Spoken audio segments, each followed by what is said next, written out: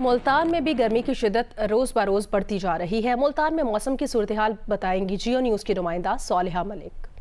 जी, मुल्तान में भी रोज़ बरोज़ दर्जा हरारत में इजाफ़ा होता जा रहा है और इस गर्मी के पेश नज़र जो लोग हैं वो बड़ी तादाद में टोपियाँ, छतरियाँ और सन ग्लासेस वगैरह ख़रीदने के लिए पहुँच रहे हैं, क्योंकि जो हीट वेव का इम्कान बताया जा रहा है महकमा मौसमियात के मुताबिक अगले कुछ रोज़ में जो टेम्परेचर है वो 4 से 5 डिग्री बढ़ेगा और आज के रोज़ भी जो दर्जा हरारत है वो 40 डिग्री ज़्यादा से ज़्यादा और कम से कम जो है वो 23 डिग्री रिकॉर्ड किया जा रहा है, जो बहुत ज़्यादा दर्जा हरारत है। और मुल्तान में वैसे भी काफ़ी ज़्यादा गर्मी होती है और नेक्स्ट जो है वो हीट वेव का इम्कान बताया गया, जिसके पेश नज़र जो ज़िले इंतज़ामिया है उनकी जानिब से भी इक़दामात का ऐलान किया गया है कि जो डिफरेंट